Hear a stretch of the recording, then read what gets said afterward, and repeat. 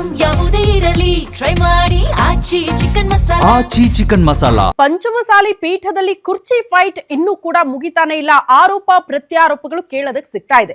ಪ್ರಮುಖವಾಗಿ ರಾತ್ರೋರಾತ್ರಿ ವಚನಾನಂದ ಶ್ರೀಗಳ ಮೇಲೆ ಏನ್ ಆರೋಪ ಬಂದಿತ್ತು ಅದೇ ವಿಚಾರಕ್ಕೆ ಸಂಬಂಧಪಟ್ಟಂತೆ ರಾತ್ರೋರಾತ್ರಿ ಮೀಟಿಂಗ್ ಬೇರೆ ಮಾಡಿದ್ದಾರಂತೆ.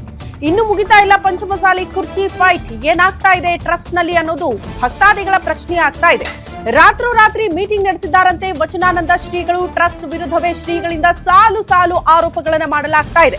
ಒಂದ್ ಕಡೆ ವಚನಾನಂದ ಶ್ರೀಗಳ ಮೇಲೂ ಕೂಡ ಆರೋಪ ಇತ್ತು, ಬಟ್ ಇಲ್ಲಿ ಕೆಲವರ ಮೇಲೆ ಅವರು ಆರೋಪ ಮಾಡೋದಕ್ಕೆ ಮುಂದಾಗ್ತಿದ್ದಾರೆ. ಧರ್ಮ ಎನ್ನುವ ಶಬ್ದಕ್ಕೆ ಅಧರ್ಮದರ್ಶಿಗಳಾಗಿದ್ದಾರೆ ಕೆಲವರು. ಚೆಕ್ಗಳಿಗೆ ನನ್ನ ಬಳಿ ಸಹಿ ಮಾಡಿಸ್ಕೊಂಡು ಹೋದ್ರು, ಇದರಲ್ಲಿ ನನ್ನ ತಪ್ಪಿಲ್ಲ, ನನ್ನ ಪಾತ್ರ ಇಲ್ಲ, ಮಠದಲ್ಲಿನ ಹಣದ ವಿಚಾರಕ್ಕೂ ನನಗೂ ಯಾವುದೇ ರೀತಿಯ ಸಂಬಂಧ ಇಲ್ಲ ಅಂತ ವಚನಾನಂದ ಶ್ರೀಗಳು ಕ್ಲಾರಿಟಿ ಕೊಡ್ತಿದ್ದಾರೆ. ಮೀಟಿಂಗ್ ನಲ್ಲೇ ವಚನಾನಂದ ಶ್ರೀಗಳು ಈ ಎಲ್ಲ ಆರೋಪಗಳನ್ನ ಮಾಡಿದ್ದಾರೆ. ನಿಮ್ಮೊಂದಿಗೆ ನಾನಿದ್ದೇನೆ ಅಂತ ಮಾಜಿ ಶಾಸಕ ಶಿವಶಂಕರ್ ಹೇಳಿದ್ದಾರಂತೆ. ಅದ್ಯಾವನು ಬರ್ತಾನೋ ಬರ್ಲಿ ಅಂತ ವಾರ್ನಿಂಗ್ ಬೇರೆ ಮಾಡಿದ್ದಾರಂತೆ. ಹಂಗಾಗಿ ರಾತ್ರಿ ಕೂಡ ಹೈ ಡ್ರಾಮಾ, ನಿನ್ನೆಯಿಂದಲೂ ಕೂಡ ಹೈ ಡ್ರಾಮಾ ಆಗ್ತಾ ಇರೋದನ್ನ ನಾವು ಗಮನಿಸ್ತಾ ಇದೀವಿ.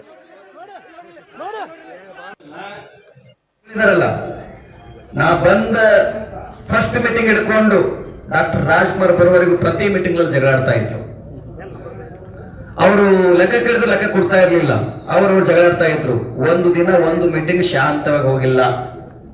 ಪ್ರತಿ ಮೀಟಿಂಗ್ ನಲ್ಲಿ ಅದೇ ಜಗಳ ಜಗಳ ಜಗಳ. ಅವ್ರು ಜಗಳಾಡೋರು, ಮಾತಾಡೋರು, ಹೋಗೋರು, ಇವರಿಬ್ಬರು ಬರೋರು ಬಂದು ನಮಗ ಹಂಗ ಹಿಂಗ ಹೇಳಕ್ ಶುರು ಮಾಡಿದ್ರು. ನಾವ್ ಮಾತಾಡ್ಕೊಂಡು ಜಗಳ ಹೋಗ್ತಾರಪ್ಪ, ಇರೋರು ಯಾರಪ್ಪ ಅಂತೇಳಿ ನಮಗೂ ಅನಿವಾರ್ಯ. ಇದೇ ಉಮಾಪತಿ, ಇದೇ ಚಂದ್ರಶೇಖರ್ ನಮ್ಮ ಹತ್ರ ಬಂದು ಬುದ್ಧಿ ಇದಕ್ಕೆ ಸೈನ್ ಮಾಡ್ರಿ, ನಿಮಗೆ ಬ್ಯಾಂಕಿಗೆ 3 ಜನದಲ್ಲಿ ಸೈನ್ ಇರ್ತದ್ರಲ್ಲಿ 2 ಕಂಪಲ್ಸರಿ, ನೀವೊಬ್ರು ಸೇರಿ ಅಂತ ಹೇಳಿದ್ರು. ನಾವ್ ಹೇಳಿದ್ವಿ, ನಮ್ಮ ಅಗ್ನಿಶಿಗಳು ಹಣವನ್ನು ಚೋಳ್ ಅಂತಿದ್ರು. ನಮ್ಮ ಗುರುಗಳು ಯಾರ ಕೊಟ್ಟು 1 ರೂಪಾಯಿ ತೋತಿದ್ರು. ಅದಕ್ಕೆ ಹಣಕಾಸಿನ ವ್ಯವಹಾರದಲ್ಲಿ ನಾನು ಇರಬಾರ್ದು ಅಂತ ಹೇಳಿ ಅವತ್ತೇ ನಾನು ರಿಜೆಕ್ಟ್ ಮಾಡಿದೆ. ಅವತ್ತಿನಿಂದ ಇವತ್ತಿನವರೆಗೂ ಒಂದೇ ಒಂದು ಚೆಕ್ಕಿಗೆ ಸೈನ್ ಮಾಡಿಲ್ಲ, ಹಣಕಾಸಿನ ವ್ಯವಹಾರವನ್ನು ಮಾಡಿಲ್ಲ. ನಾವು ಈ ಪೀಠಕ್ಕೆ ಬಂದ ಮೇಲೆ ಅನೇಕರು ನಮಗೆ ಏನು ಟ್ರಸ್ಟಿಗಳಿದಾರಲ್ಲ, ನಾ ಬಂದ ಟ್ರಸ್ಟ್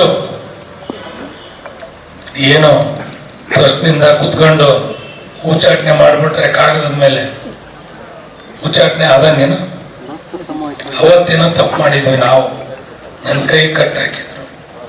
ಇವತ್ತು ನಾನು ರಾಜಕೀಯ ನೋಡೋದೇ ಇಲ್ಲ. ನಾನು ಆಗ್ಲೇ MLCನೂ ಆಗಿದ್ದೀನಿ, MLAನೂ ಆಗಿದ್ದೀನಿ, ಮಂತ್ರಿಗಿರನ್ನು ನೋಡ್ಬಿಟ್ಟಿದ್ದೀನಿ ನಮ್ಮ ತಂದೆ ಅವಧಿನಲ್ಲಿ.